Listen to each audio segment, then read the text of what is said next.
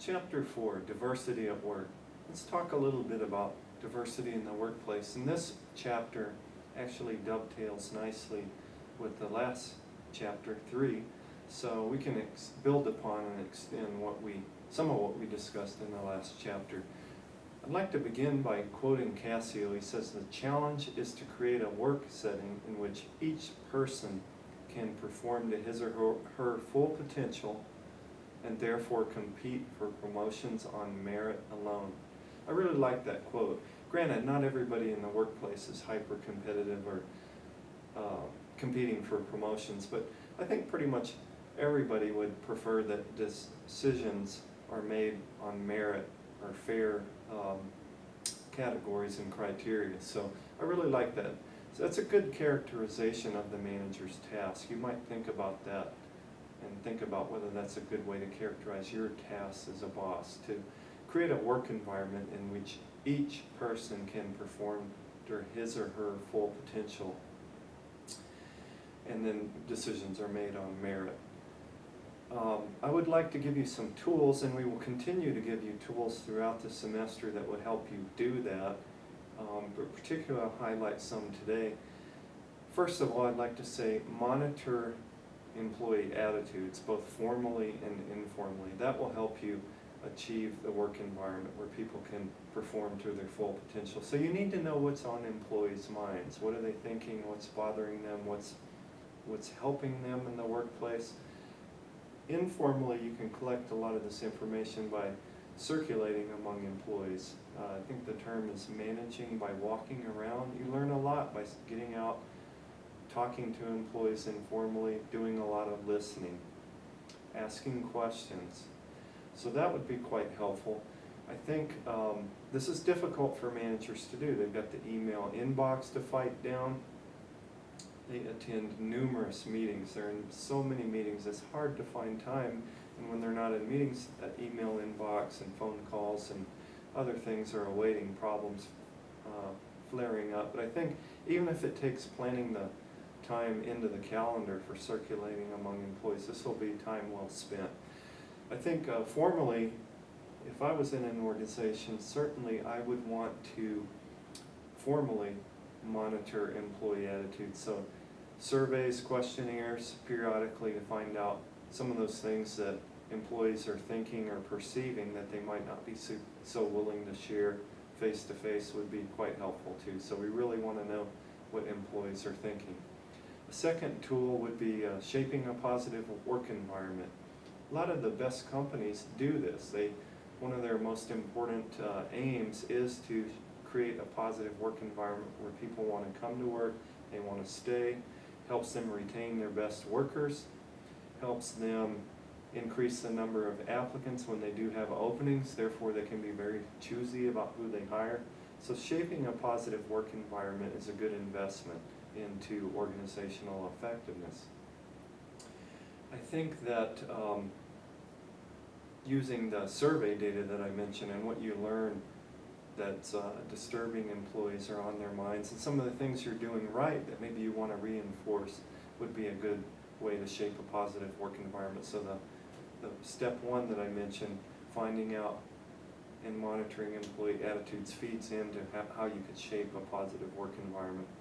Next, I think as a manager you can act as a buffer or shield for employees. Some people have likened this, called it the umbrella function, that managers can shield employees from things that would otherwise come down on them or hit them. Not in a bad way, in a good way. In other words, in my own research I found that one of the managerial behaviors that was associated with lower levels of employee stress was acting as this buffer or shield, protecting employees from unnecessary interference that interferes with them performing their job. So most employees are there to get work done. They want to focus on their job.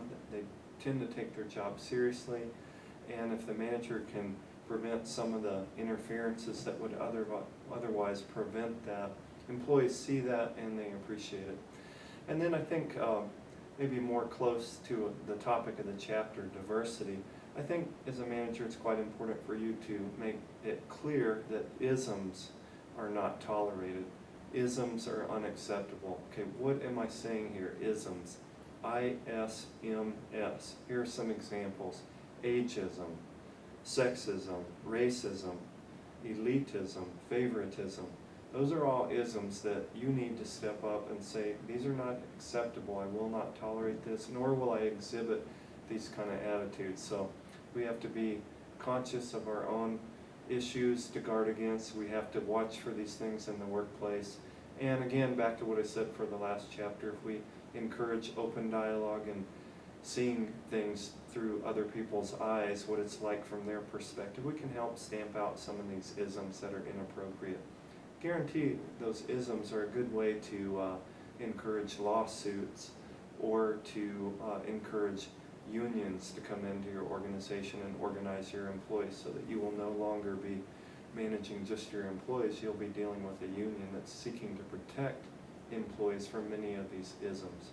I think it's important for me to point out that a lot of diversity and equal employment opportunity in the past has focused about, the slang term is a level playing field, making everything equal for all employees so that they can compete for those promotions on the level playing field is a metaphor. But I think it's quite important to point out that a level playing field isn't always enough, particularly if you've underutilized a certain category of employee, whether certain gender, certain minority group, that you may, if you truly want to increase the diversity, particularly in some of the occupations that are less well represented with minorities or certain genders, you might need to do more than just level the playing field. So it's important in some situations where your organization is deficient in terms of minority groups, it may be necessary to compensate for educational or skill deficiencies by providing specialized remedial training. In other words, members of disadvantaged groups may need compensatory action to meet the standards of competition. So before they can compete on that level playing field, there may be some of this compensatory action in terms of education, skills, upgrades, to get people ready for that level playing field. I think the U.S. military provides a good example of this. U.S. military strongly feels that they're better off with a diverse workforce, and I believe they are. I've seen this firsthand. I'm a military brat, so that's slang for my dad was in the Air Force, and the military is much more integrated than U.S. society in general right now, and it definitely increases the effectiveness of the military to have these different groups represented. And so the military does have a lot of lessons learned, best practices, things they know that work and don't work in terms of making diversity work. And they find that this compensatory action to enhance diversity can be quite helpful. So an example, even back to the late 1970s when I was in high school, I was applying to the military academies, and so was one of my friends. He was part Hispanic, and I think at the time Hispanics certainly would have been underrepresented in the Air Force officer corps. So my friend didn't score real high he was quite smart at math, but he wasn't scoring so high on the English part of his aptitude scores. So the Air Force Academy has a preparatory school. In other words, there's a whole separate school, and it's there to help people get ready to upgrade their knowledge and skills so that they'll be able to successfully complete the Air Force Academy. So instead of getting selected directly into the academy, he was into this, I think it was a one-year prep school to get his skills up, particularly in English, so he could compete. So this would be an example of the military. They do not lower standards. They do not do things like say, well, we need more women or we need more minorities in this particular vocational group, so we'll just kind of lower the standards for that particular group, whether it's white males or whoever. They don't do that. But if they do need to increase diversity in some vocational group, they will do the remedial efforts at lower levels to upgrade the skills. So I think I'm probably over elaborating that point. Enough said, but just something to think about in certain instances. Probably not going to be necessary at most companies, but could be helpful on some occasions. I'd like to go back to a basic question. Why do you want a diverse workforce? And I think Cassio does a good job on that, and he gives some pretty searing examples. For instance, I think it was the Doritos example where having the diverse employee group help come up with new products. So these kind of things make a lot of sense. I think so having a more diverse workforce can, not necessarily is, but can be helpful with your customer base. And I think heterogeneity or more diversity can be helpful in problem solving. I think we have to be careful though, having looked at a little bit of the research on heterogeneous versus homogeneous groups and problem solving, it's not as clear as you might think. So a knee-jerk or simplistic reaction is that a more diverse group is going to be better at solving problems because they bring more diversity in thought, more diverse ideas. And a lot of times I think that is true. It depends on the situation and on the decision. It depends on the decision-making practices and how well the group is working together. So there are other complicating factors, and indeed there are instances where a homogeneous, what I mean by that is a more similar, where members are similar, that actually, a group of that nature can sometimes solve problems better than a more diverse work group. But in general, I would think having a diversity of opinions and thoughts and ideas and thinking styles, depending on how you manage the process, is going to be quite helpful for a lot of problems. I'd like to talk a little bit about how you achieve diversity in an organization. I think one thing you do is pretty simple. It's what managers do when they care about something. They make it a goal. It's what we do personally when we really care about something. We want to achieve something, we set a goal. So I think making it a goal, an explicit goal, and then doing some planning to make that goal a reality would be the first step. I think adopting a long-term perspective, realizing that increasing a diversity in your workplace may take some pre-work, it might not happen overnight, may be difficult. So not being impatient, being realistic, having a long-term perspective will be helpful. I would start with the environment.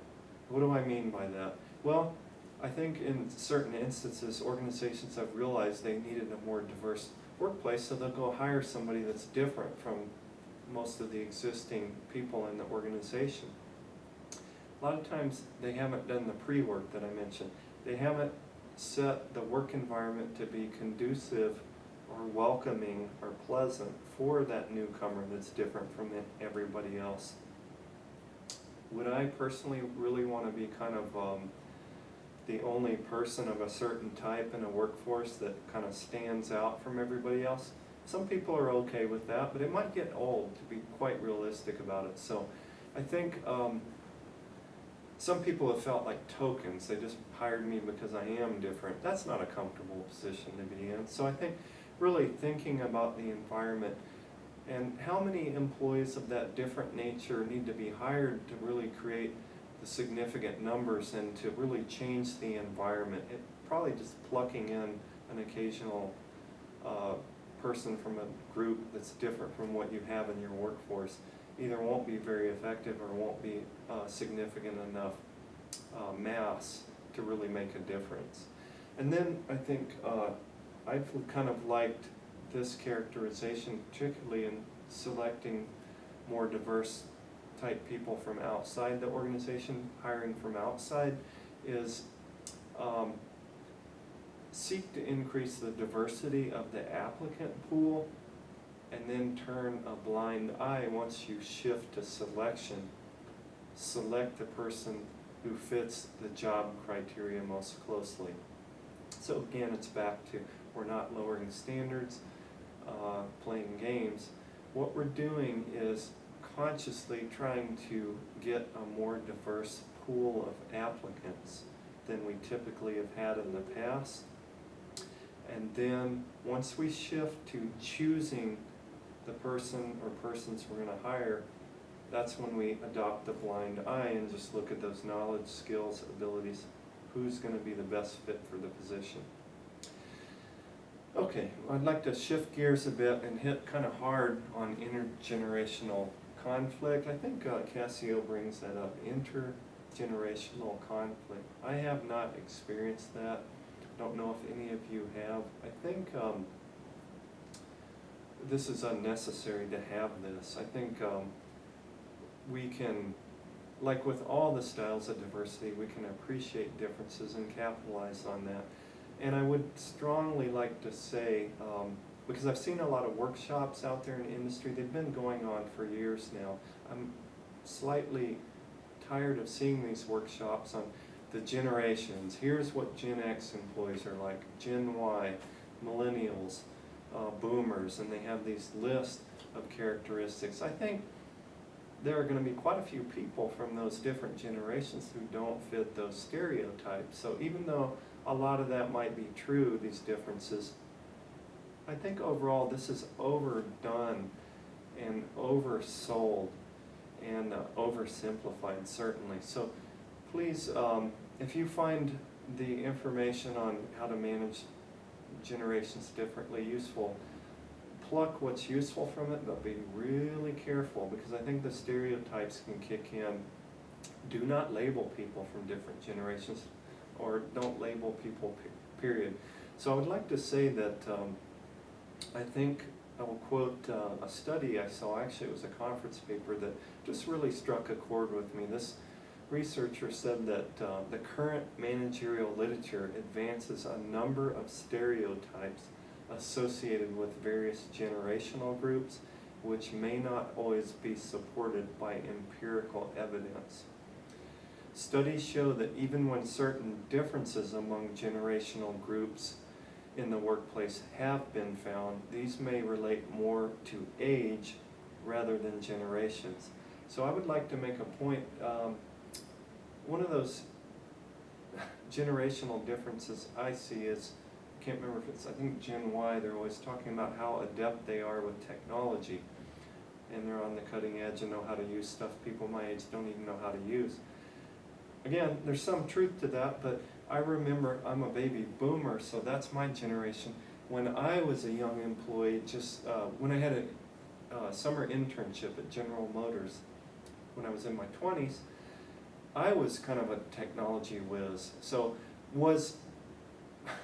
is technology associated, technology adeptness necessarily associated with millennials, or is it younger people oftentimes, again with exceptions, younger people tend to be more on the cutting edge of technology. I was on the cutting edge when I was young, I'm not now. So I really agree with that point that in some cases these differences may relate more to age, chronological age, my age as a person, rather than which generation I'm in. I think the researcher said this suggests that the generational approach may be more popular culture than social science. So it is indeed popular culture, and I'm not sure how well supported a lot of these characterizations are by research. People should be managed according to their individual differences rather than relying on generational stereotypes. Know your people. Don't focus so much on the generation they're from.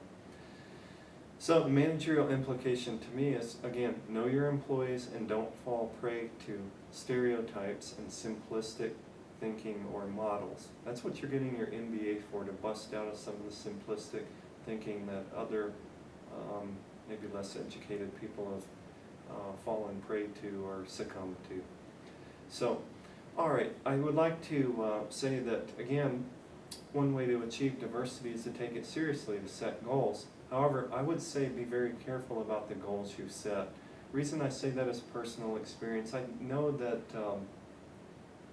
you have to be careful with any goal that you set, because people, particularly if that goal is linked to rewards, such as bonuses. When I worked at Westinghouse, I believe within my division, one of the goals was to increase the number of female engineering managers, which is a good, admirable goal. Certainly, females were definitely underrepresented among the engineering managers in my division. However, I think the goal probably was written something to the effect of increase the number of female engineering managers by 15% by 2012 or something like that would have been probably how it was written. And since the senior managers' pay was linked to achieving that goal, in other words, if they achieved that goal, their bonus would be bigger. This would have been one of the criteria for their bonus, certainly not the only one. People pay attention to what their pay is based on, and I did see at least one promotion into engineering management that was wholly unjustified. So people sometimes engage in dysfunctional behavior in order to achieve rewards. Am I making sense here? In other words, if you tie rewards or bonuses to goals, sometimes that people will subvert your good intent, which was to legitimately increase, in this case, the number of female engineering managers, and just kind of promote whoever into the job to check that box and earn the reward. So we have to be very careful about how we set goals, and including diversity goals. I'd like to talk a little bit about applicants with disabilities. There's plenty of information out there if you're underrepresented in terms of your workforce of people with disabilities. There's a lot of good information out there now from reputable sources on how to recruit, select, and manage applicants with disabilities. So Cassie will give some information. There's a lot more out there that will supplement and build on what he's given. I would encourage you to look at that if that's an area that your organization would like to improve on. One thing I would like to point out is that employers should make reasonable accommodations so that people with disabilities can compete for jobs. In other words, if I can change the job slightly, make a reasonable accommodation so that somebody with a disability can perform that job, I should do it. Many people say, well, it's going to cost us money. We can't afford to do that. What do we have to change? There are rules of thumb on this, and I like that Cassiel points out that more than half of these so-called reasonable accommodations cost absolutely nothing, and that the typical expense is $600. So a lot of times these reasonable accommodations are not such a big deal. Managerial implication is that don't assume that accommodations will be expensive, and don't overlook or rule out a potentially valuable source of applicants, that is, people with disabilities. These people want to work too and be a meaningful part of society. So you may be able to gain an advantage if you're considering this applicant pool that other employers are ignoring or discriminating against. Back to diversity programs, I'd like to echo what Cassio says about avoid add-on diversity programs. What does he mean? Like bolt-on? Like we're really here doing this business, but somebody said we need a diversity program, so we'll just do one. What do we got to do? Let's just do it quick. That would be an add-on or kind of a non-sincere, non-serious diversity program. Don't do them. I think maybe Cassio used the term window dressing diversity efforts. Made to look good, but not really there for substance. Those could cause problems. They're going to waste time and money, and they could engender cynicism among employees. Employees are going to know whether it's a sincere diversity effort or not, and they're going to be cynical and skeptical if you're just kind of going through the motions about it. So don't do it. Treat diversity programs like any other high-value initiative you're serious about, or don't pursue a diversity program. Lastly, I'd like to get you to take a moment, look at figure 4-4. Look, if you can, it's a box there in the book, figure 4-4.